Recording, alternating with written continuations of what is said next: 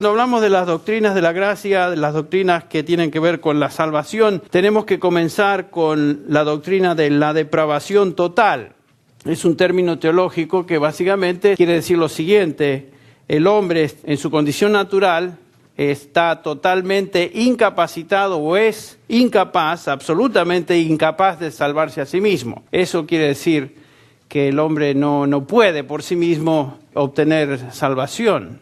A eso se refieren los teólogos cuando dicen la depravación total, es la inhabilidad total del hombre. Y entre paréntesis ya hemos cubierto eso, pero simplemente para recordarnos. Varios pasajes en la Biblia presentan al hombre como dominado por el pecado y en camino a un juicio eterno. De eso no hay duda.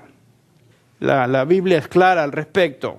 Algunos de los adjetivos que se usan en el Nuevo Testamento en referencia al hombre sin Dios, al hombre natural, es necio, por ejemplo, desobediente, rebelde, esclavo, sin deseos de buscar o conocer a Dios, ignorante, impío, sensual, hijo de ira, idólatra, etc. y otros más. Esa es la calificación de Dios en cuanto al hombre en su estado natural. En 1 Corintios 2:14, un pasaje que bien conocemos y hemos examinado en varias ocasiones, nos dice el apóstol Pablo que el hombre natural, el hombre sin el Espíritu Santo, no acepta las cosas del Espíritu de Dios, no las acepta, porque para él son necedad y no las puede entender porque se disciernen ¿cómo? Espiritualmente. Efesios 4:17 nos dice también el apóstol Pablo, los gentiles, hablando de la gente sin Dios, andan en la vanidad de su mente, entenebrecidos en su entendimiento, noten esto, excluidos de la vida de Dios por causa de la ignorancia que hay en ellos, por la dureza de su corazón. No hay vida de Dios en la gente, por más religioso que el individuo sea o aparezca. Romanos 3 nos recuerda el apóstol, no hay justo ni aun uno, no hay quien entienda, no hay quien busque a Dios. Todos se han desviado, a unas se hicieron inútiles, no hay quien haga lo bueno, no hay ni siquiera uno. Romanos 8:7, el apóstol nos dice que la mente puesta en la carne es enemiga de Dios. Esta es la descripción de un hombre que vive para la carne, nada más. No está hablando acá de un creyente que a veces actúa carnalmente, está hablando de un estado, un hábito de vida. La mente puesta en la carne es enemiga de Dios, porque no se sujeta a la ley de Dios, pues ni siquiera puede hacerlo. Noten eso es incapacidad total. El hombre sin Dios no puede sujetarse a Dios, no es capaz. Piensen en su experiencia antes de conocer a Cristo, todo lo que podían hacer es pecar, y no había control. No quiere decir que todos pecaban a lo máximo que un ser humano puede llegar, pero todos vivían en la carne, todos vivíamos en la carne, y todo lo que hacíamos era pecar, y no podíamos hacer nada al respecto. Y los que están en la carne, los inconversos, dice Pablo, en el versículo 8 del capítulo 8 de Romanos, no pueden agradar a Dios. Ningún individuo sin Dios, sin el Espíritu Santo de Dios residente en él, puede agradar a Dios. No importa cuán religioso sea esa persona, o cuán buena parezca ser por afuera, no pueden agradar a Dios. Entonces, todas estas descripciones del hombre natural se pueden resumir tal vez en la expresión o en la descripción de Pablo acerca del hombre natural. En Efesios 2, 1 y 5, él les llama muertos en delitos y pecados. Muertos en delitos y pecados. El hombre natural está espiritualmente muerto, excluido de la vida de Dios, como ya leímos, por lo tanto, incapaz de hacer nada para relacionarse con Dios. Eso es lo que la Biblia declara. Aunque a veces nos cueste entender eso y digamos, pero ¿cómo es posible? Yo conozco a gente que realmente quieren relacionarse con Dios. Bueno, como vamos a ver, si alguien realmente quiere relacionarse con Dios es porque Dios ya está trabajando en esa persona, llevándolo a ese punto. Pero los muertos no pueden hacer nada. Un muerto es insensible, incapaz de hacer nada. Esta es la desesperada condición del hombre natural, el hombre inconverso. Está muerto, no puede hacer nada para salir de esa situación a menos que algo o alguien intervenga de afuera y le dé vida.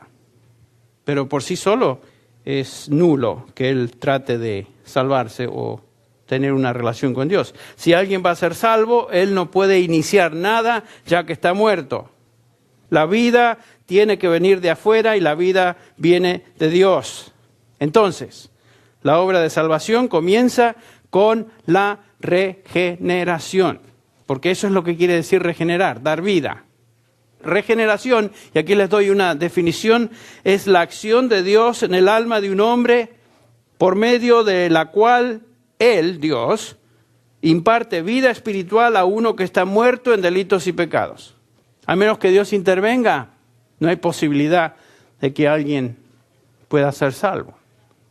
Esa acción y obra de Dios entonces produce en nosotros entendimiento de la verdad del Evangelio, produce arrepentimiento y produce fe. Todo en la salvación es obra de Dios.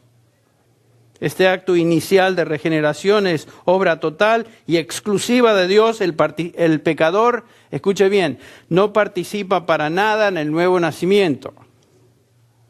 ¿Entienden eso? ¿Qué hicieron ustedes para nacer físicamente?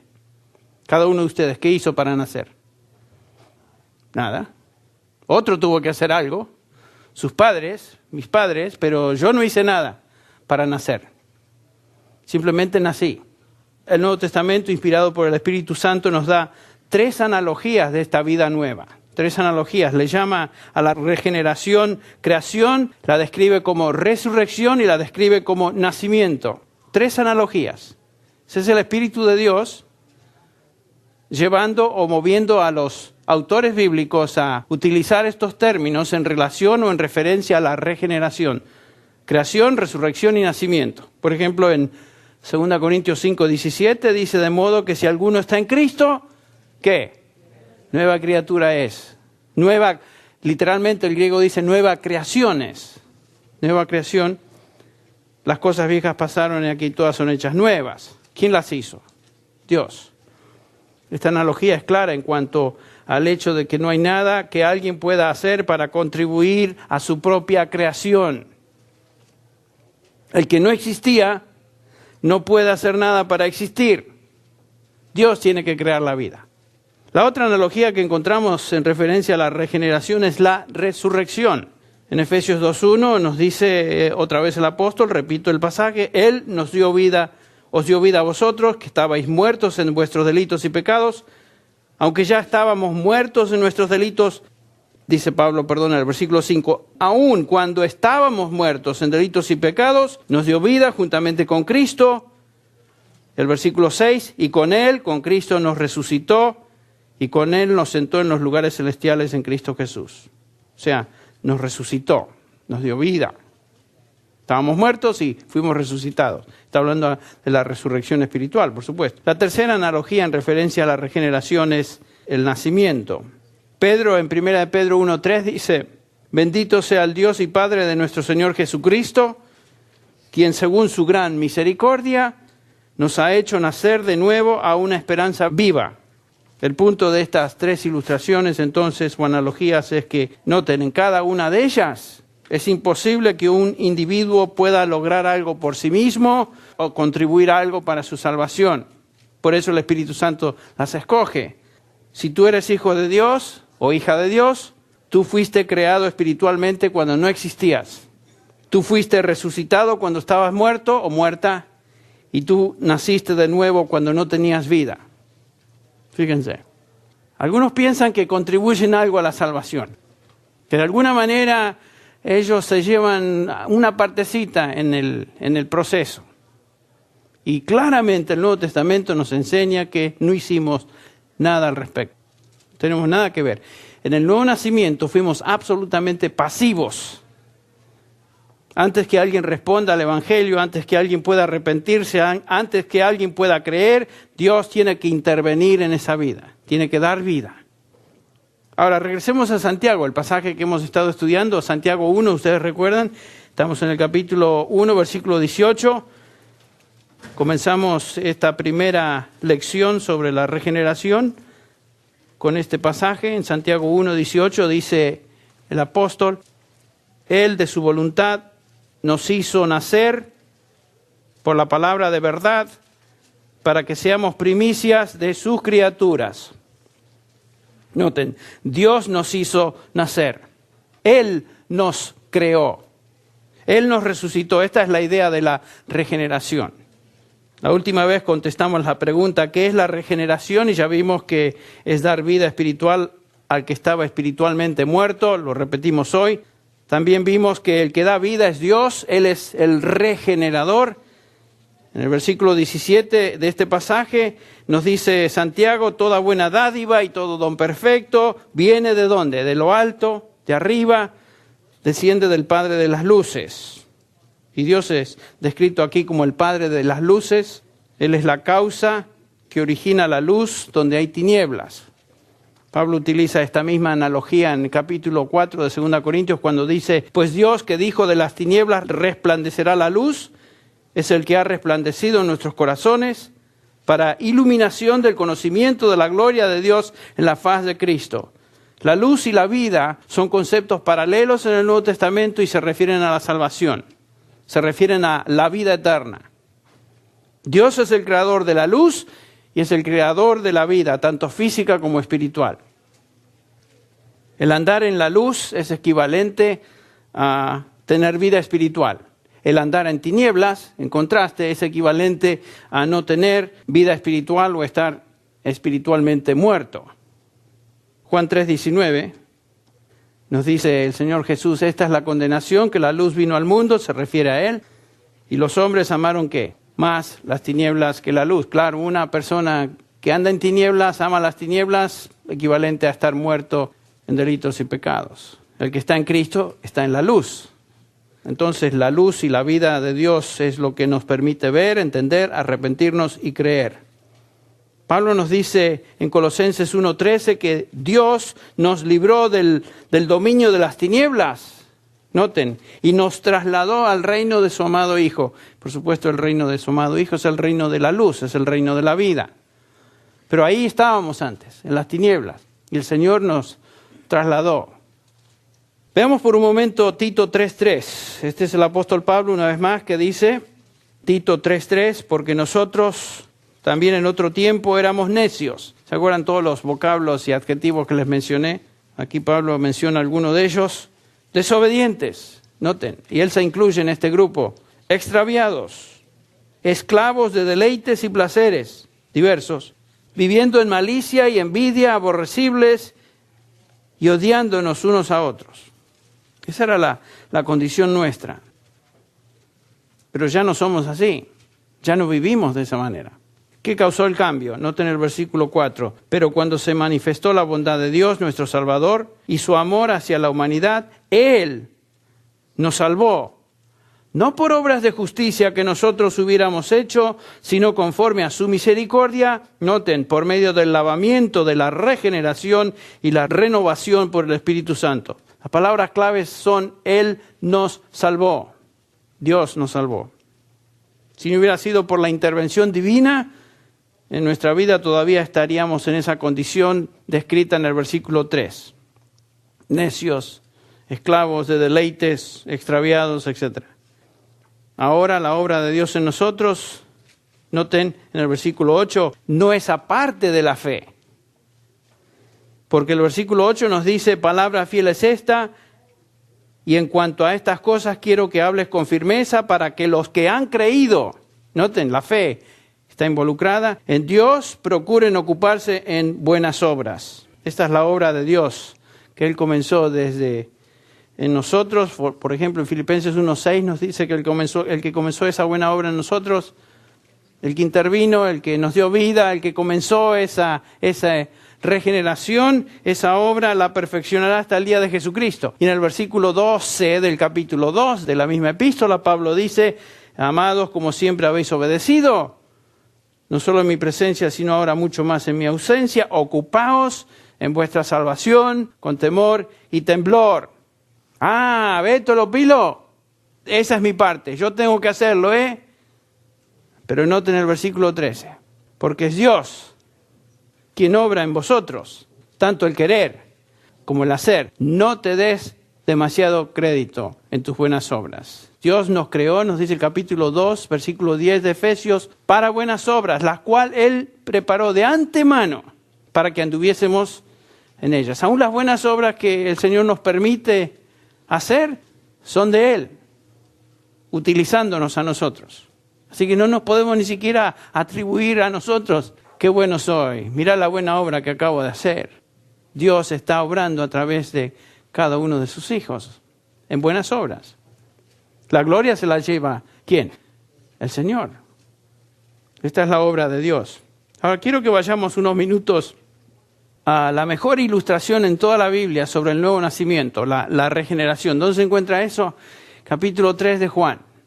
Capítulo 3 de Juan. Este es uno de los líderes religiosos que se acerca a Jesús. Su nombre es Nicodemo. Conocemos la historia, pero a veces no conocemos bien la enseñanza teológica detrás de esta confrontación o enfrentación.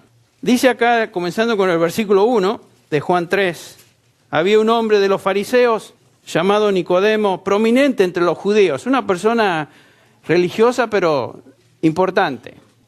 Este vino a Jesús de noche. La razón que vino de noche es porque era fariseo y no quería ofender tal vez a sus compatriotas y amigos y compadres, lo que sea. Y con cierta vergüenza viene a Jesús de noche y dice, Rabí, sabemos que has venido de Dios como maestro porque nadie puede hacer las señales que tú haces si Dios no está con él. Este hombre reconocía lo que estaba pasando ahí. Él sabía que Jesús era algo distinto, fuera de serie. No había nadie como Jesús. Y era un hombre honesto y reconoce que Jesús era más que un simple maestro, era más que un rabí. Pero Nicodemo tenía un problema. Nicodemo sabía en lo profundo de su ser que él no estaba en el reino de Dios, que él no era salvo, a pesar de su posición de líder y prominencia entre los líderes religiosos. ¿Por qué digo esto? Porque aunque él no hace la pregunta, ¿cómo es que yo puedo entrar al reino de Dios? Noten que del versículo 2 al versículo 3, inmediatamente Jesús, quien conocía el pensamiento de todos los hombres, le dice, respondiendo Jesús le dijo, de cierto te digo, que el que no naciere de nuevo no puede ver el reino de Dios. Jesús conocía el corazón de este hombre, así como conocía el corazón de todos los hombres. Nos dice en Juan capítulo 2, 24 y 25, que Jesús no tenía necesidad de que nadie le diera testimonio del hombre porque él sabía lo que había en el hombre. Jesús es Dios, él sabía, él conocía. Y noten que el versículo 3 aparentemente, no tiene ninguna relación con el versículo 2. Nicodemo viene, se introduce, se presenta, él le dice, Señor, sé que tú eres rabí, las obras que tú haces, solamente un hombre que Dios está con él puede hacer esas obras. Y el Señor le responde de esta manera, de cierto te digo que el que no naciere de nuevo no puede ver el reino de Dios. El punto es que Jesús sabía lo que había motivado a Nicodemo realmente a venir a él. No era simplemente conocerle, no era para que le diera un autógrafo como gran rabí, era porque tenía él una necesidad y era consciente en lo más profundo de su corazón que él no era salvo, que él no había entrado al reino de Dios. Y Jesús le dice que nadie puede entrar al reino de Dios a menos que nazca de nuevo. Nicodemo, a pesar de su conocimiento religioso, no tenía ni idea de cómo llegar al reino de Dios. Eso me hace acordar a tanto de los líderes religiosos de hoy. Hablan de Dios, hablan de la religión, hablan de esto, hablan de lo otro, pero no conocen a Dios ni saben cómo llevar a alguien a Dios. Ni ellos mismos están seguros que van a estar con Dios. Porque cuando ellos mueren tienen que hacerles misas para de alguna manera sacarlos de donde se encuentran para entrar al reino de Dios. O sea, no saben, no tienen certidumbre, no conocen a Dios. Este era uno de ellos, un líder religioso y prominente, no era cualquiera. Pero era ignorante de algo tan fundamental. Por eso Jesús le dice en el versículo 10, y tú eres maestro de Israel, maestro religioso de Israel, y no sabes esto. Mira lo que está diciendo Jesús. Tú eres un ciego, guía de ¿quién? De ciegos. Tú serás muy religioso, Nicodemo, pero ¿tú no sabes esto? Las palabras nacer de nuevo son la traducción de una palabrita en griego que es anothen, que quiere decir de arriba o de lo alto. Esta es la misma expresión de Santiago 1:17 que ya leímos. Toda buena dádiva y todo en perfecto viene de lo alto, la misma palabra. Desciende del Padre de las luces. Esta expresión nacer de nuevo es paralela a nacer del Espíritu. Noten en el versículo 6 de este capítulo 3 de Juan. Lo que es nacido de la carne, carne es. Lo que es nacido del Espíritu, Espíritu es. O sea, nacer de nuevo equivale a nacer del Espíritu. Lo humano solamente puede producir humano. La verdad fundamental, básica que el Señor expresa aquí es que para entrar en el reino de los cielos, uno debe nacer de arriba, debe nacer de lo alto, por medio del Espíritu Santo. Ahora, noten, es increíble que en ningún momento el Señor le dice a Nicodemo cómo debe nacer él de nuevo. ¿Notaron eso? En el pasaje. Nicodemo se da cuenta que él no puede hacer nada para contribuir a ese milagro. Es obvio que Nicodemo se da cuenta de la imposibilidad de hacer algo así cuando dice, ¿cómo puede un hombre nacer siendo viejo? ¿Acaso puede entrar por segunda vez en el vientre de su madre y nacer? Nicodemo entendía la analogía, pero era imposible para un ser humano concebir eso de nacer de nuevo. Era imposible que un hombre pueda nacer de nuevo. El Señor entonces continúa explicando la frase nacer de nuevo. En verdad, el versículo 5, en verdad te digo que el que no nace de agua y del Espíritu no puede entrar en el reino de Dios. Lo que es nacido de la carne, carne es. Lo que es nacido del Espíritu, Espíritu es. No te asombres de que te haya dicho, os es necesario nacer de nuevo. Ahora, ¿qué es esto de nacer del agua y del Espíritu? Hay varias explicaciones, algunas de ellas un poquito absurdas, otras poco simpáticas.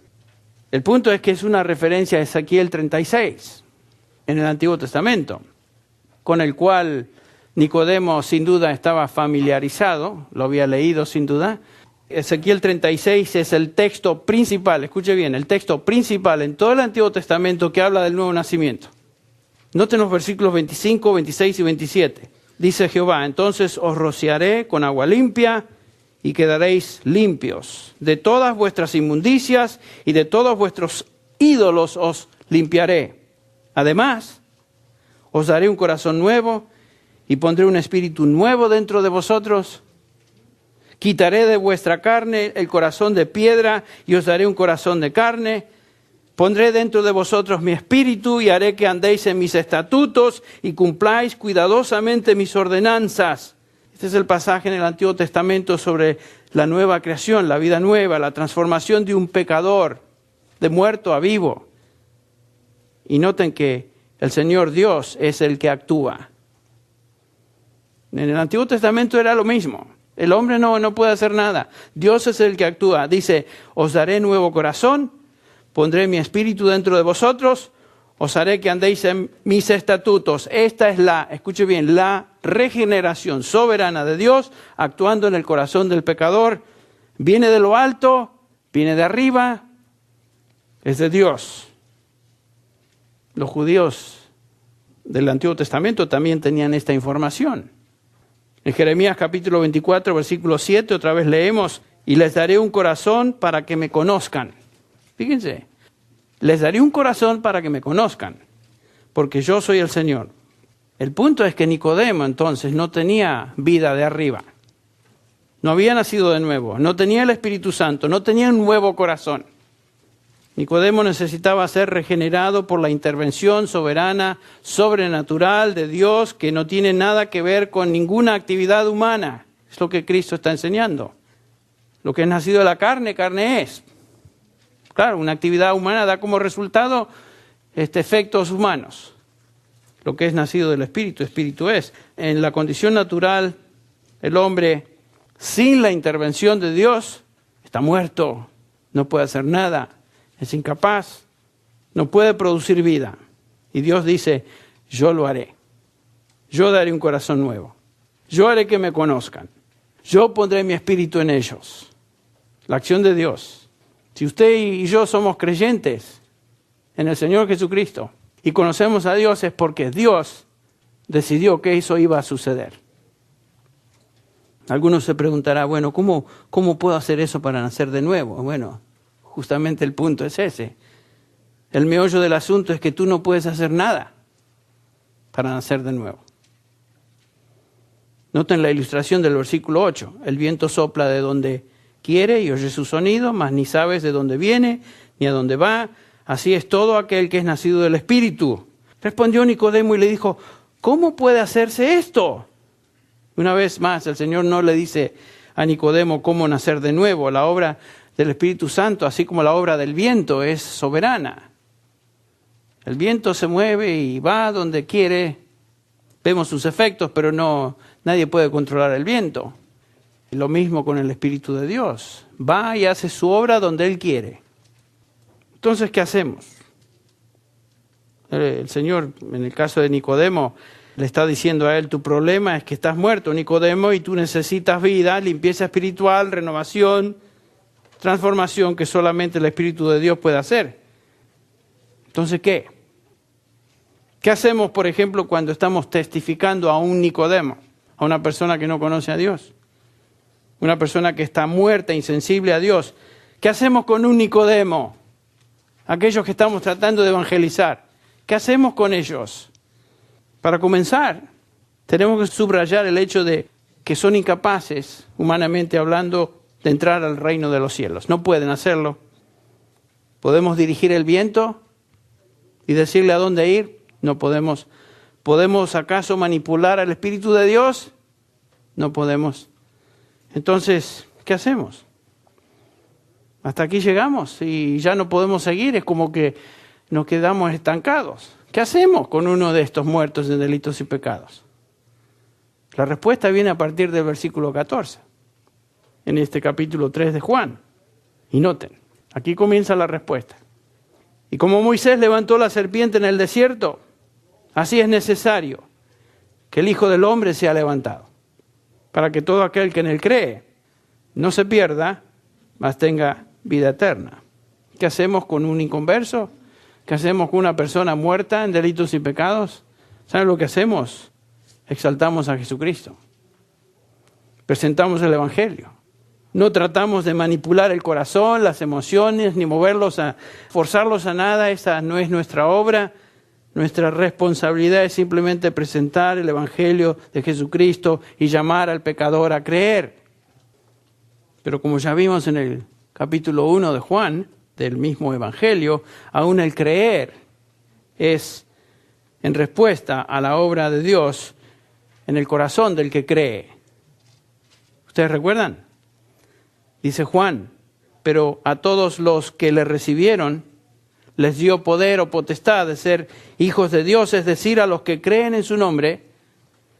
Ahí está, ¿ven? El creer. Y alguien dirá, bueno, ahí está, debo creer. Y por supuesto debes creer. Pero noten lo que dice el versículo 13, así como la misma comparación que hicimos con el versículo 12 de Filipenses 2 y el versículo 13, aquí lo mismo.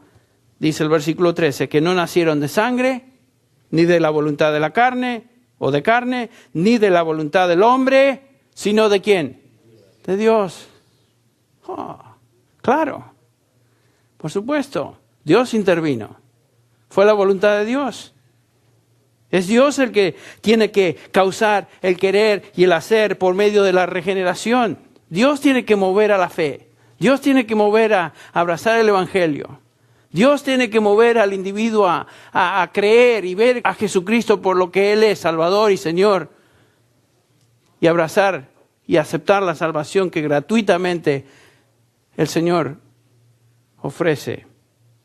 Esta nueva creación, nos dice la Biblia, es obra de Dios en uno que estaba espiritualmente muerto, y esto sucede cuando escuchan el Evangelio de Jesucristo.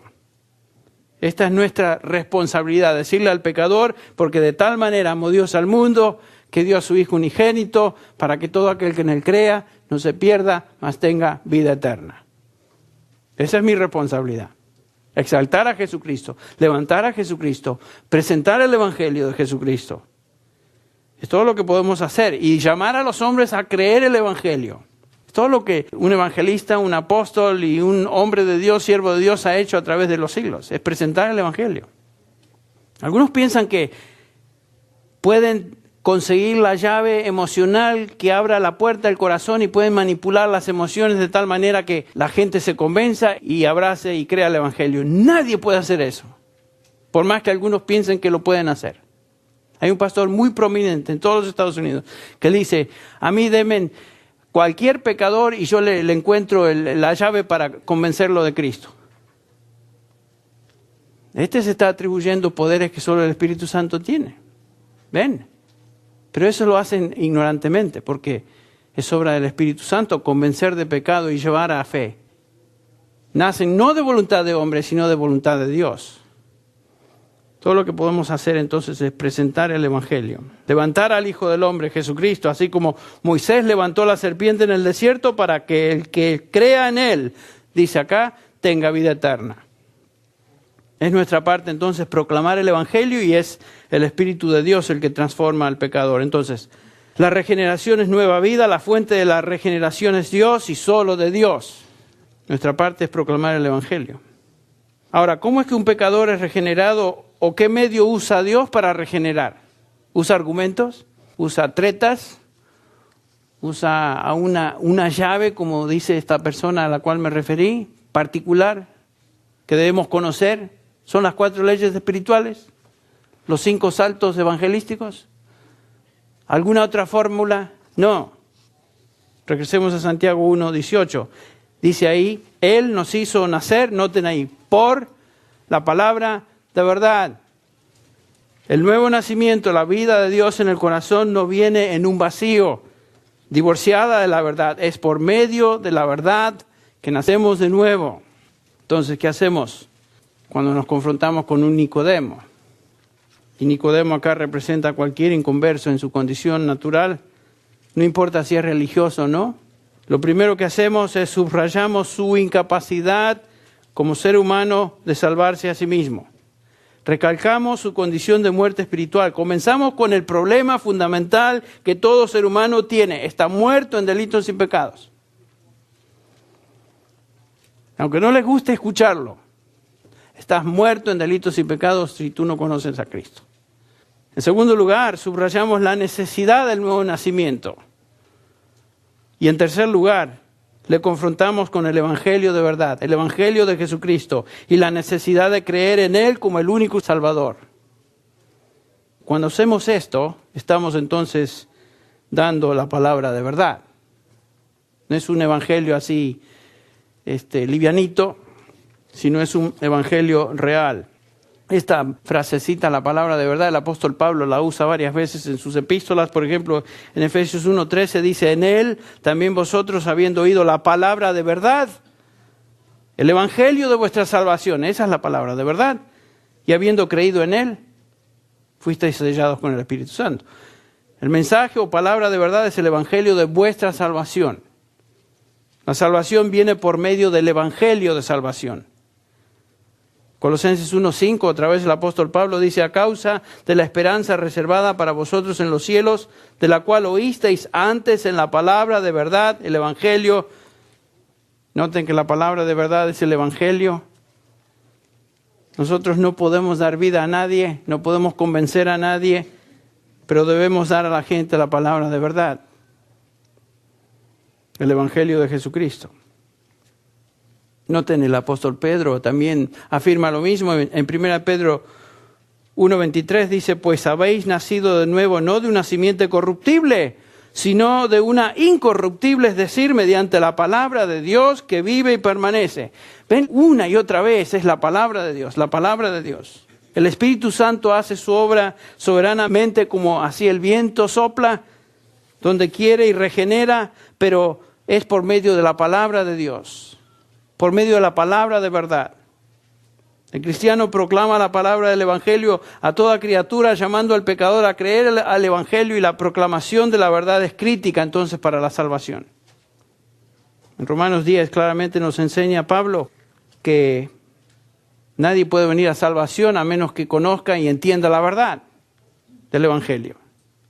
El versículo 3, si ustedes recuerdan, Todo aquel que invocar el nombre del Señor será salvo. Pero dice Pablo, ¿cómo pues invocarán a aquel en quien no han creído? ¿Y cómo creerán en aquel de quien no han oído? ¿Y cómo irán sin haber quien les predique? ¿Y cómo predicarán si no son enviados? ¿Ven? Estos no son los enviados por la iglesia, estos son los enviados por Dios. Tal como está escrito, cuán hermosos son los pies de los que anuncian el evangelio del bien. Y todo cristiano tiene ese llamado a ser testigo de Jesucristo, a toda criatura, el evangelio de Jesucristo.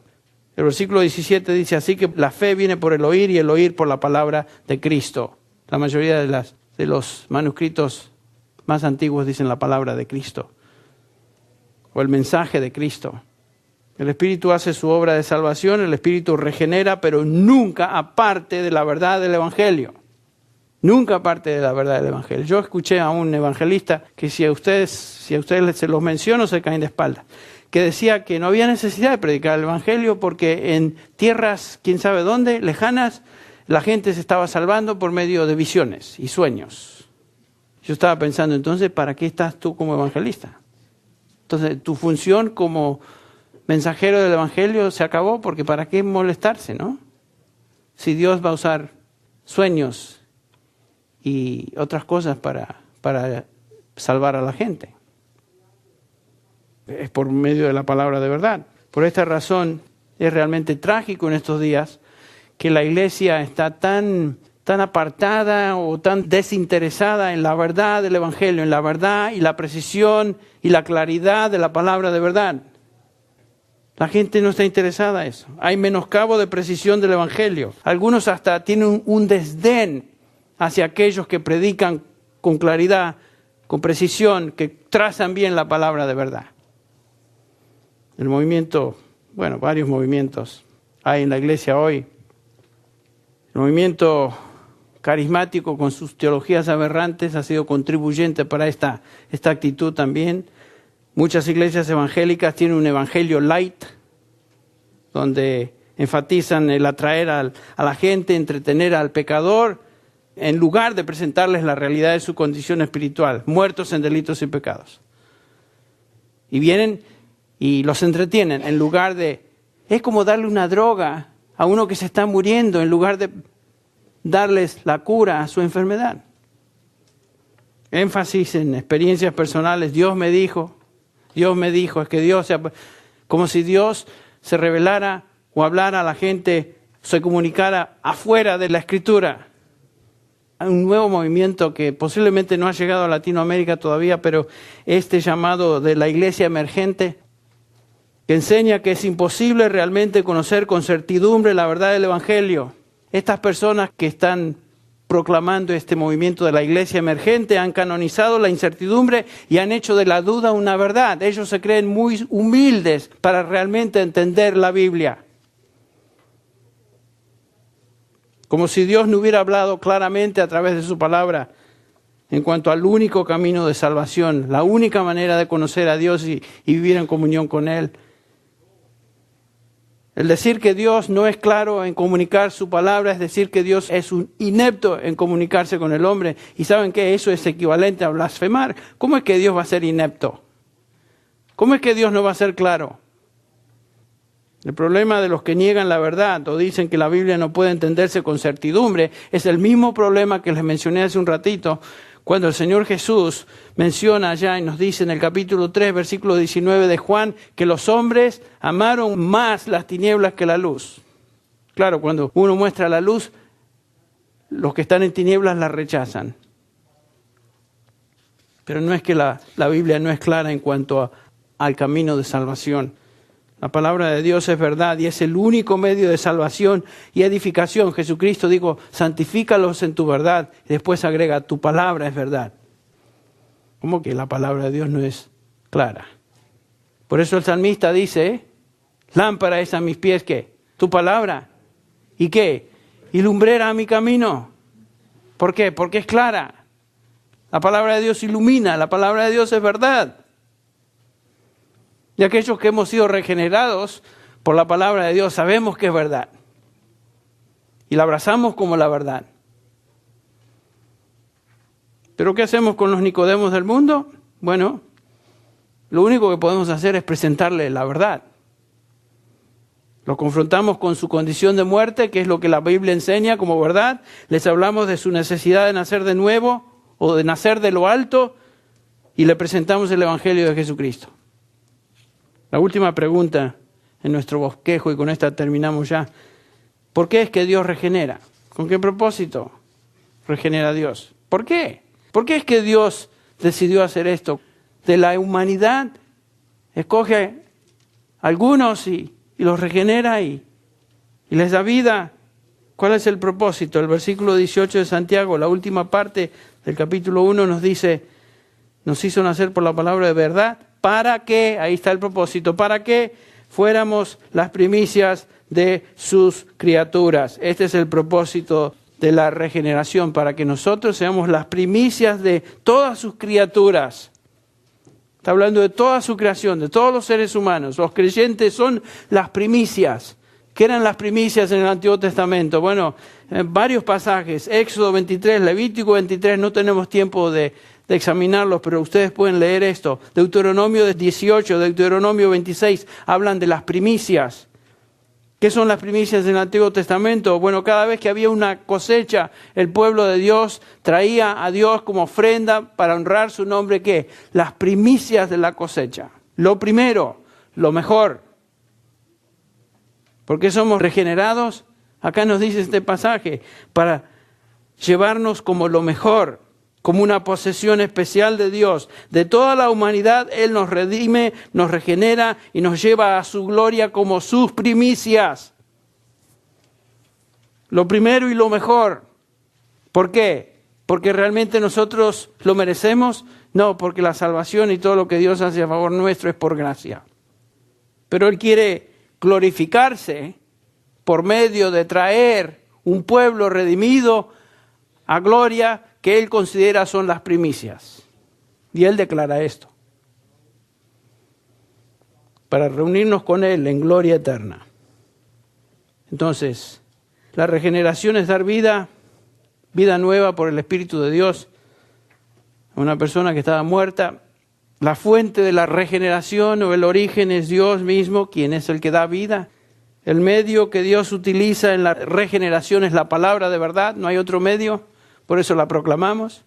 El propósito de la regeneración es ser llevado a gloria como primicia de Dios. ¡Qué increíble y bendita realidad! ¿Qué vamos a hacer? ¿Nos vamos a congratular? Vamos a decir, la verdad que somos personas increíbles, ¿no? No. Lo único que debemos hacer es caer de rodillas y agradecer a Dios el hecho de que nos haya regenerado y dado vida espiritual, vida eterna, con el propósito de que algún día pasaremos la eternidad en gloria con Él. Y todo esto es obra de Dios y la gloria es de Dios. Él no va a compartir su gloria con nadie, nos dice su palabra, es de Él. ¿Quiere decir que voy a entender todo en los designios y propósitos de Dios? Bueno, no puedo entender todo, pero lo que Él revela lo entiendo y lo acepto como tal y me postro ante eso y digo, Señor, alabado sea tu nombre. Y gracias a Dios por la regeneración. ¿Y saben qué? Gracias a Dios porque no dependió de ti ni de mí, porque no hubiéramos podido hacer nada.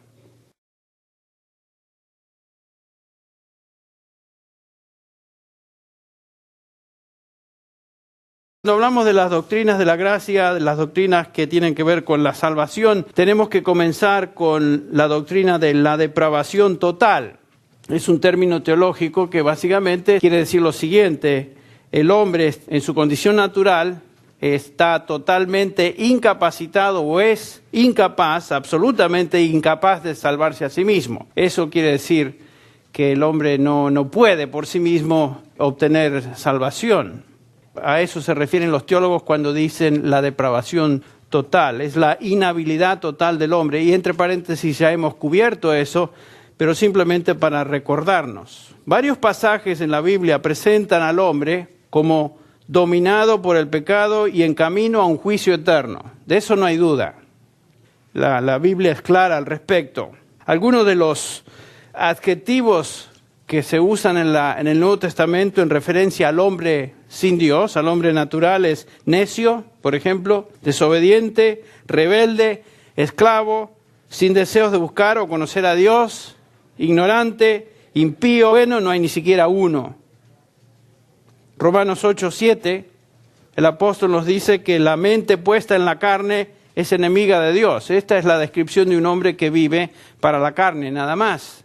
No está hablando acá de un creyente que a veces actúa carnalmente. Está hablando de un estado, un hábito de vida. La mente puesta en la carne es enemiga de Dios, porque no se sujeta a la ley de Dios, pues ni siquiera puede hacerlo. Noten eso es incapacidad total.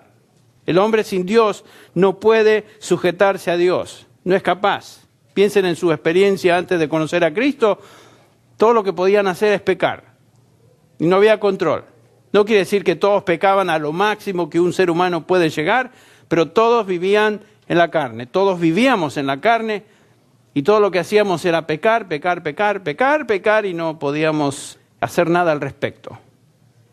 Y los que están en la carne, los inconversos, dice Pablo, en el versículo 8 del capítulo 8 de Romanos, no pueden agradar a Dios. Ningún individuo sin Dios, sin el Espíritu Santo de Dios residente en él, puede agradar. Sensual, hijo de ira, idólatra, etc. Y otros más. Esa es la calificación de Dios en cuanto al hombre en su estado natural. En 1 Corintios 2:14, un pasaje que bien conocemos y hemos examinado en varias ocasiones, nos dice el apóstol Pablo que el hombre natural, el hombre sin el Espíritu Santo, no acepta las cosas del Espíritu de Dios, no las acepta, porque para él son necedad y no las puede entender porque se disciernen ¿cómo? Espiritualmente. Efesios 4:17 nos dice también el apóstol Pablo, los gentiles, hablando de la gente sin Dios, andan en la vanidad de su mente, entenebrecidos en su entendimiento, noten esto, excluidos de la vida de Dios por causa de la ignorancia que hay en ellos, por la dureza de su corazón.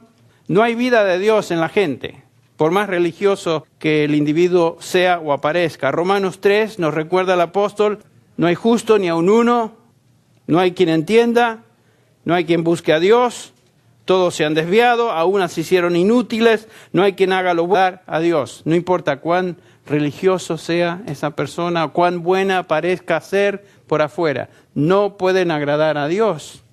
Entonces todas estas descripciones del hombre natural se pueden resumir tal vez en la expresión o en la descripción de Pablo acerca del hombre natural. En Efesios 2, 1 y 5, él les llama muertos en delitos y pecados.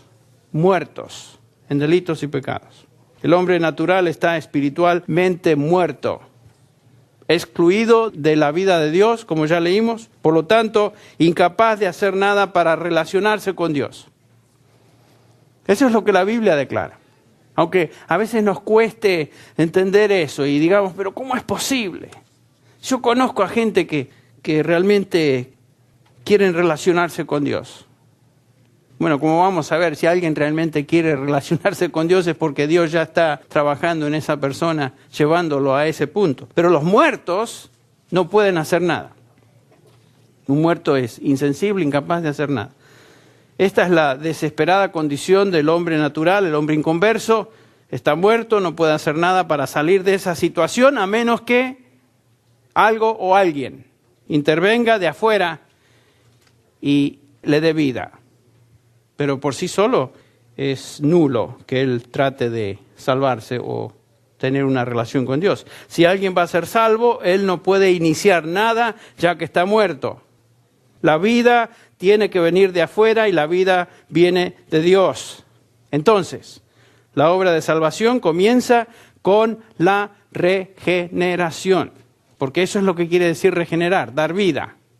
Regeneración, y aquí les doy una definición, es la acción de Dios en el alma de un hombre por medio de la cual Él, Dios, imparte vida espiritual a uno que está muerto en delitos y pecados.